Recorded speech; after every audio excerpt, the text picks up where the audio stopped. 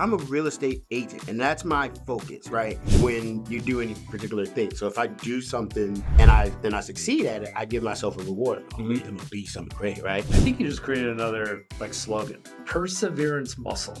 Yes. Oh, that's a great. I've never heard that before. Like, you are way smarter than you look, and like. Keep it going, Oh, we got all that. So you were talking about kids, okay? Yeah, I've been talking about kids. So give me some fatherly, give me a nugget. Yeah, so 974, 2 older boys, younger girl, and I think the key is I have no fucking clue. Because at the end of the day,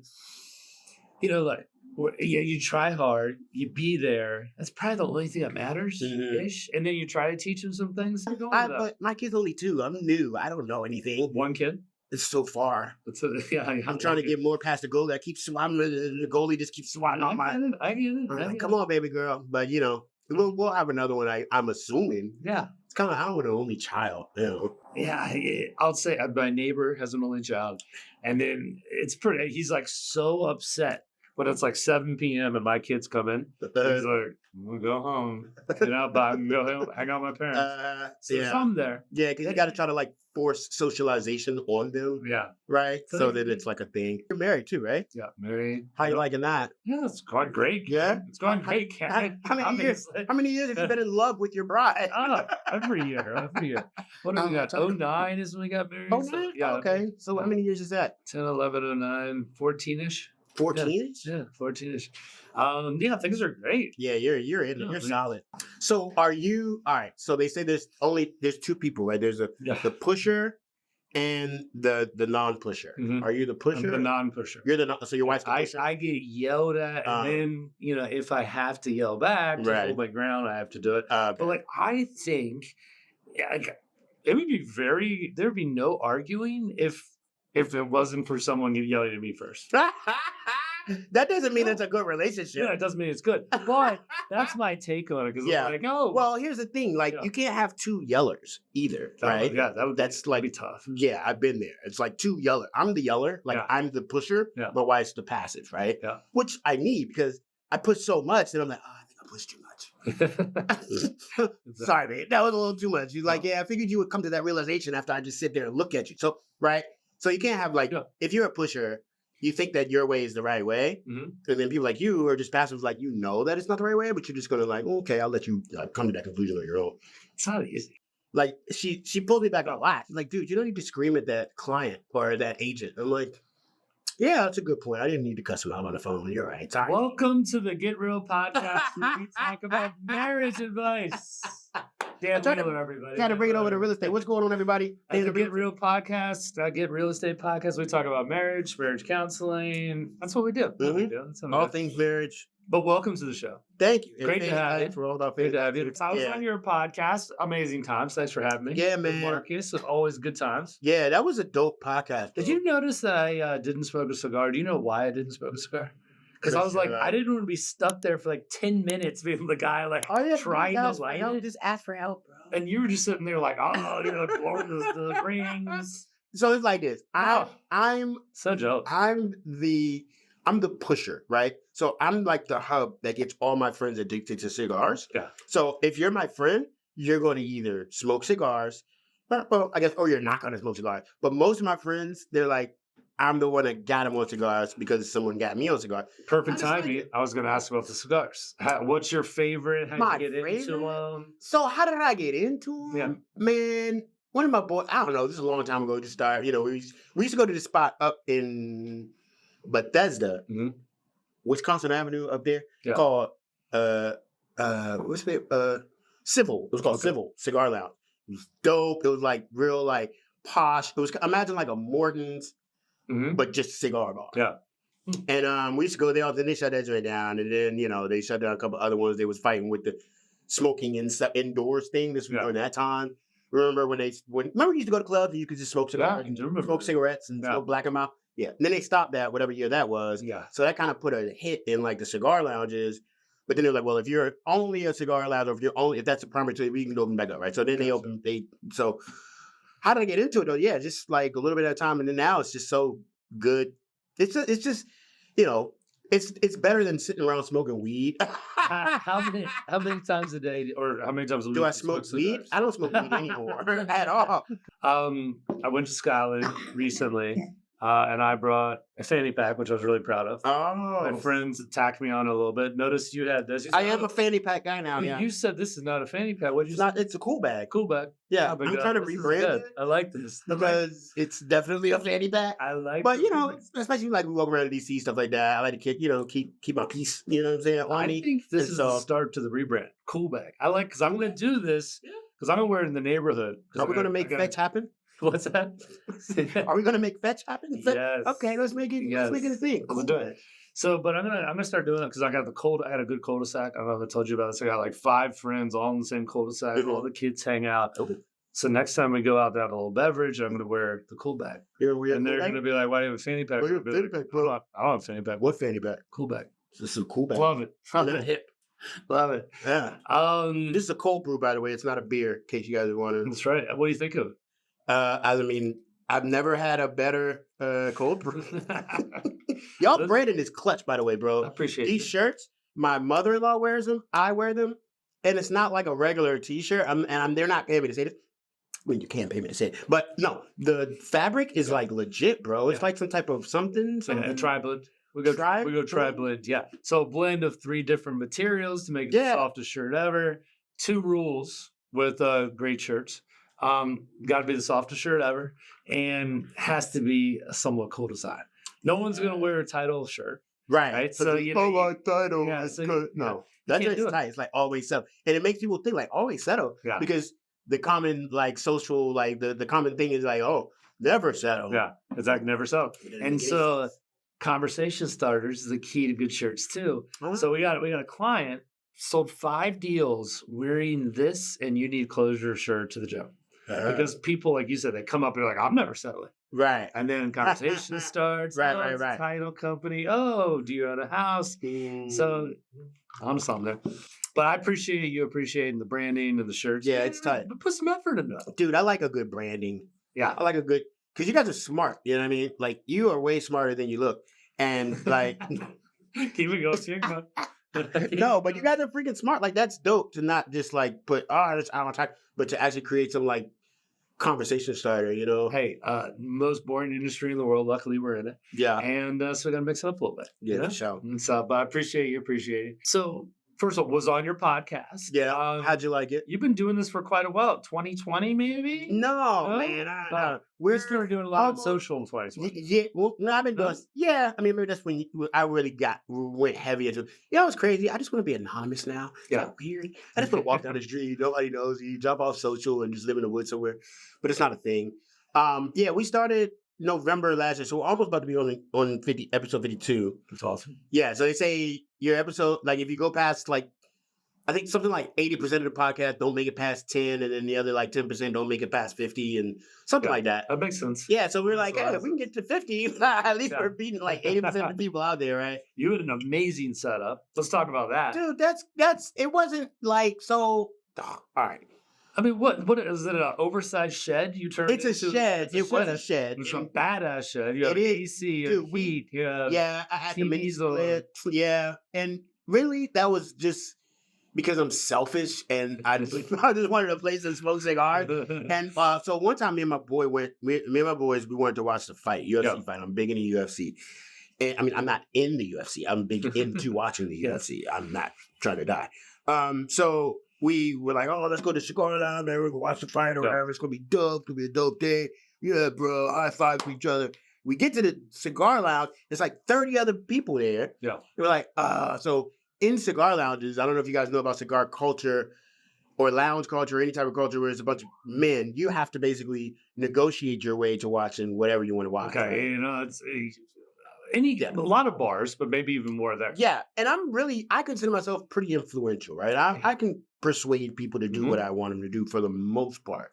And I had so what you got to do is you got to figure out who's the pack leaders, right? Amongst the little small. You're looking around, you just got to feel your way out. Is that guy watching the TV? Yeah, Is he not paying attention? So they were watching like college football or something and, trying to put me to sleep. Like, oh, goes to Alabama versus some other people I never heard of that I don't care about. I'm not big into college football. If you are, good for you.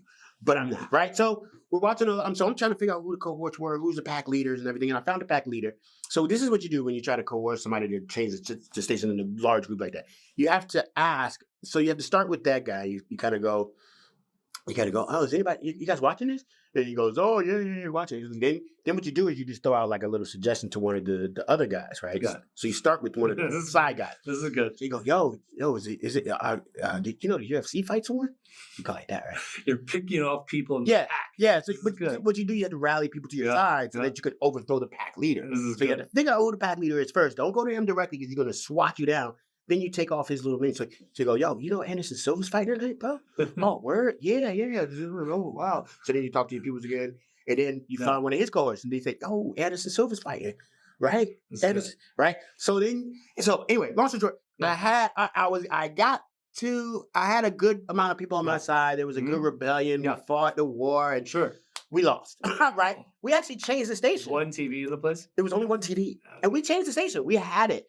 What I negotiated was, I said, well, maybe we could just watch it like on the commercials, like when the game is on commercials. They were like, okay, cool. Commercial. After a while, they just got tired of flipping back and forth, and I got tired of fighting, and I was like, you know what? F this, man. I can say fuck, right? You need a shed. I was like, fuck this. Let's just, I'm going to build my own shit. That's pretty cool. And I just hopped on YouTube. That's how it started. I just zoomed those because of the podcast studio, but that's a better story. So you created a cigar lounge. Yeah, there's this guy on YouTube called Jeremy Sears. He's my cigar. Yeah. It's a cigar channel. Yeah, it's called Man Shit. It's called like Man Shit Mondays or something. That's what he Man Shit Monday. Nice. He has like all this like bespoke stuff, like cigar, like man stuff, like knives and leather book journals, big freaking cigar ashtrays. Like he's a beast. He's got a big. Check him out, Jeremy Sears. He's got a big following. We'll do it. Yeah, and he built a shed. I mean, no, he didn't build a shed. He built a cigar lounge. So I kind of designed my cigar lounge after his cigar lounge.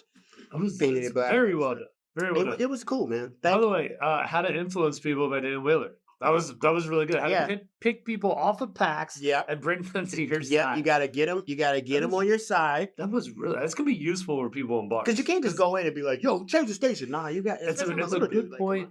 Now, number one, I mean, I'm sure cigar lounges aren't big, but couldn't you fit two TVs in that guy? I know. Shouldn't they have had two TVs? They should have. Yeah.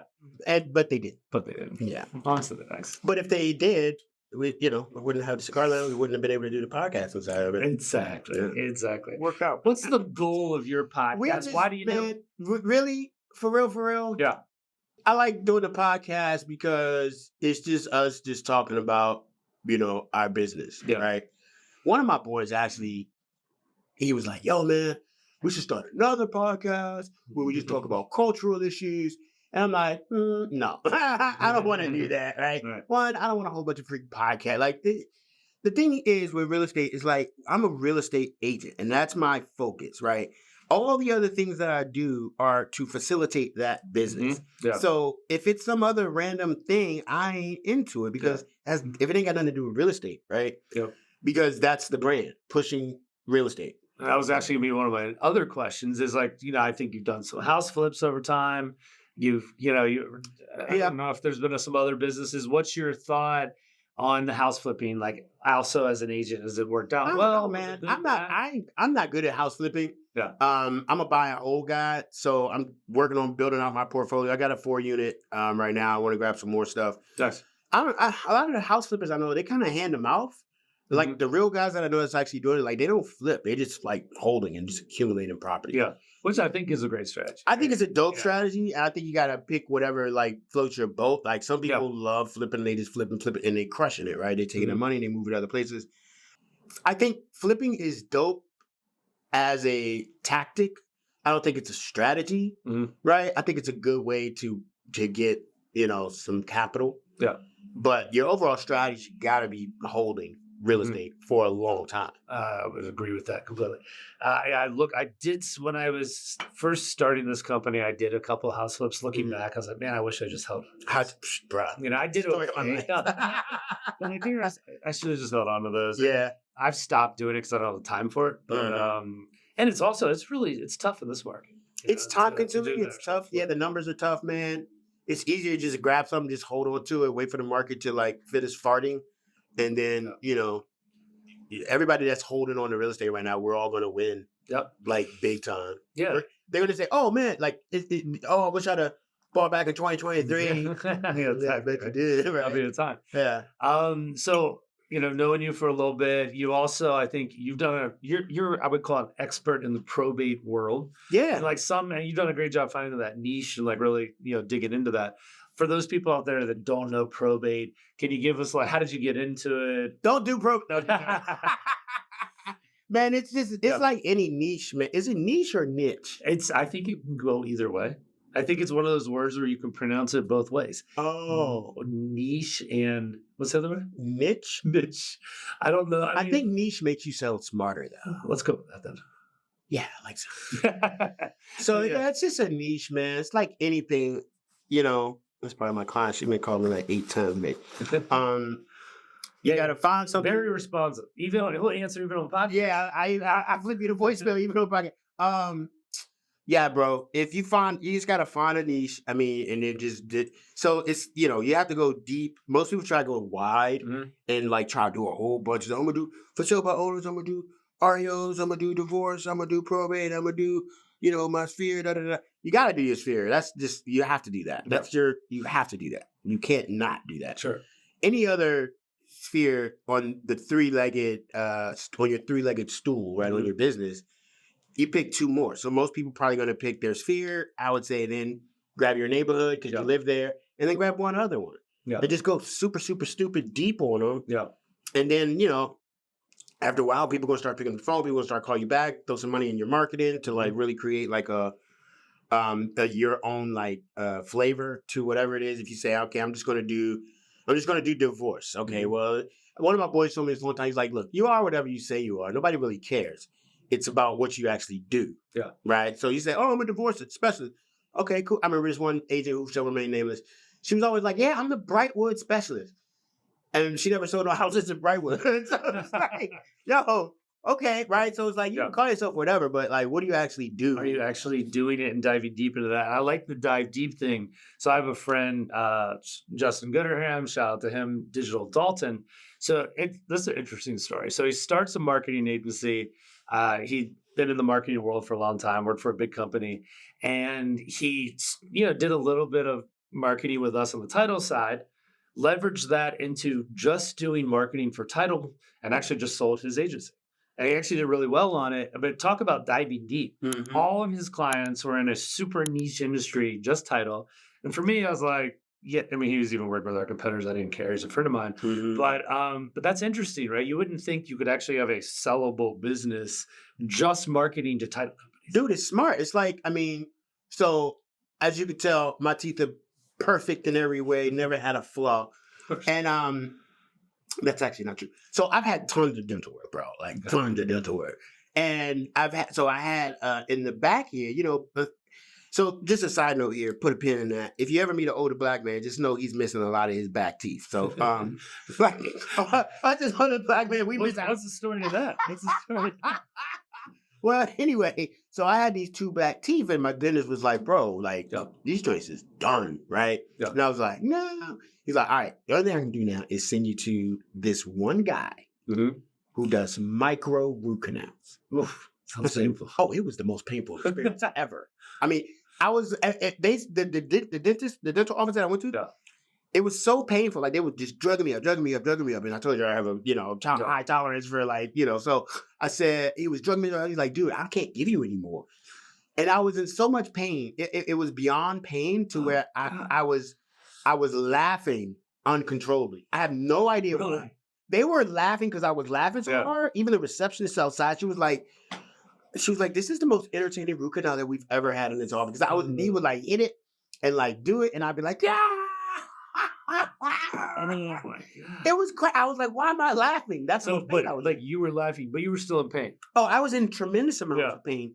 Because fortunately for me, the way my genetics are set up, most people only have 2 roots in their teeth. I happen to have 4 roots. Huh. Yeah, so he had to do 4 micro root canals. He did 2 per session. So he can only do half one, half of the other. Yeah. He had these specialized tools, this microscope, and he's like these freaking small, teeny little tools. And he would just send a little electronic impulse into the nerve and like, and he would now, right? nobody else could do that root canal but that guy. Yeah.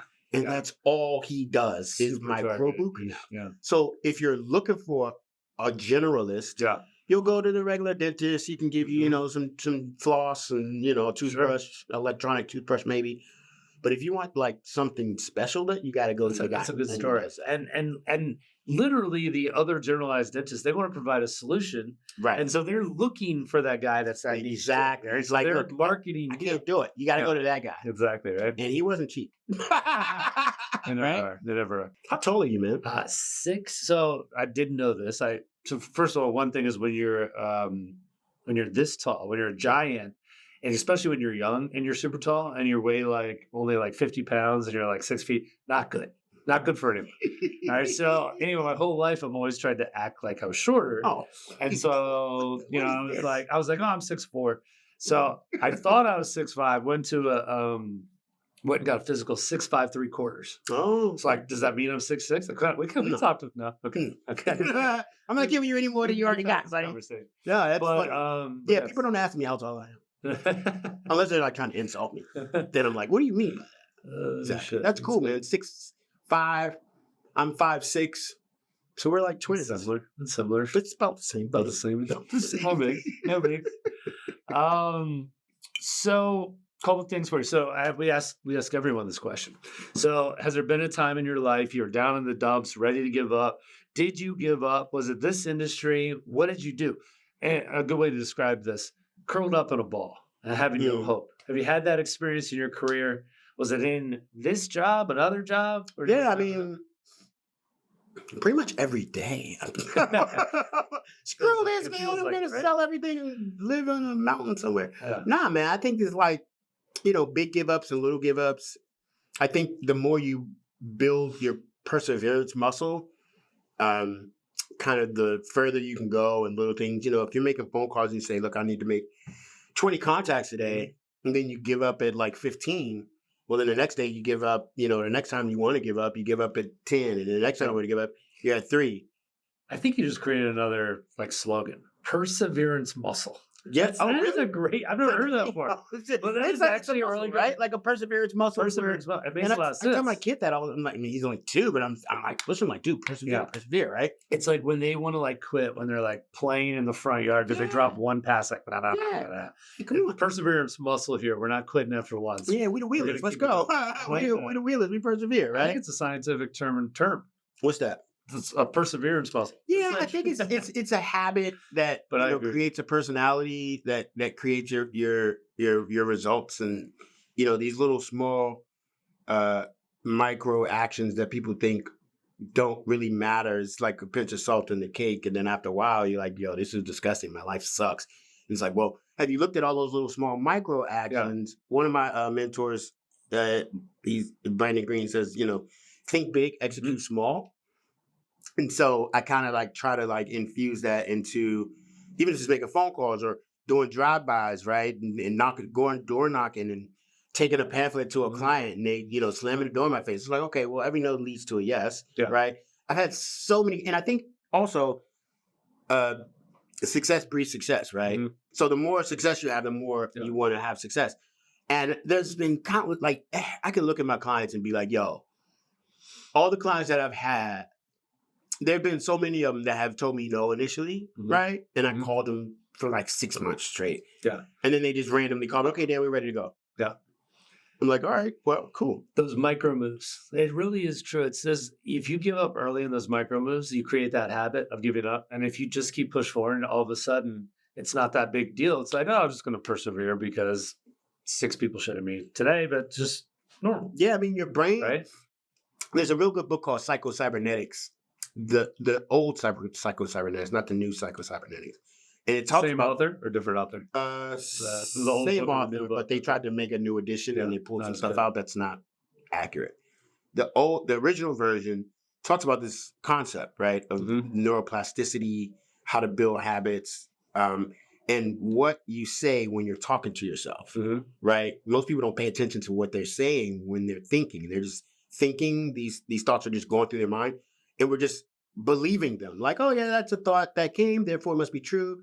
But it wasn't really your thought. It was just a thought that just went through your brain because We're the observer of the thought, not the thought, right? Right. So this book talks about that, and it talks about the reward system that you get when you do any particular thing. So if I do something and I succeed at it, I give myself a reward. Oh man, I'm gonna be something great, right?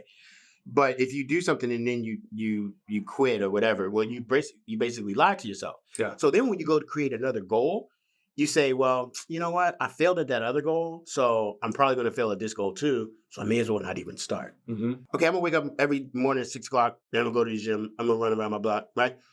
Sometimes like when they because they've broken so many agreements in the past to themselves, they know that they're not even going to keep that agreement, right? As opposed to switching that actively and saying, you know what? Every time I set a goal, I accomplish it. Every time I say I'm going to do something, I fucking do it. Yeah. So then what that does is it keeps you from wasting your agreements with yourself, because you say, you know what?